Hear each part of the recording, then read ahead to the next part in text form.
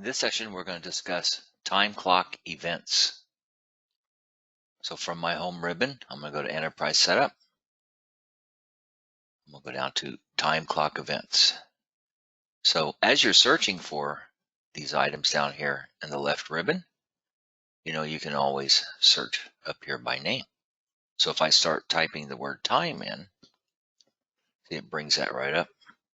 Makes it a little bit easier to find stuff. So what is a time clock event? A time clock event gives your employees the capability of clocking in on a specific event that is non-work order related. So you might have a technician that's you're having him clock in on particular jobs or work orders within those. But also they need to be able to account for their time when they're not on a job. So that's what you can use events for. And it could be something as simple as maybe they're out for training or something like that. So to create an event, you just simply come in and hit add. You can give it a code, a name. You can consider this as productive time. So when you're pulling your time clock records, you can see if they're productive or not. And you can have it exclusive. Exclusive means if they're clocked in on this event, it will force them to clock out on any other event or a work order or job line.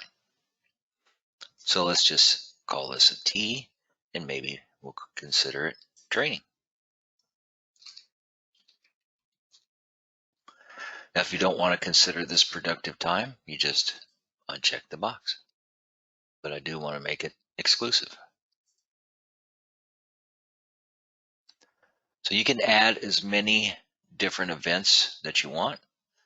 You might have a driver that picks up and delivers vehicles or customers, and you want to track the time that they're out doing that. So maybe, pick up and deliver. And you might want to consider that productive time.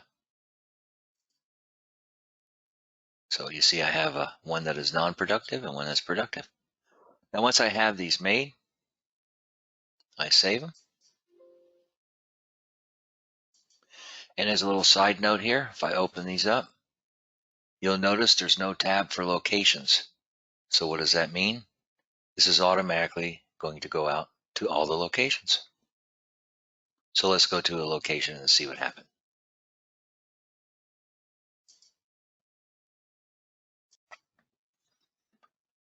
So here I am in location 2. And when I go to my setup, time clock events,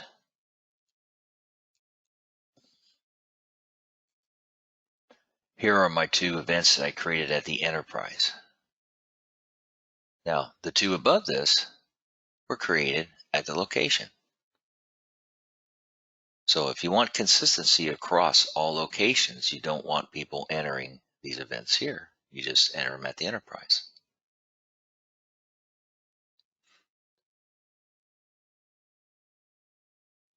That's how time clock events are set up.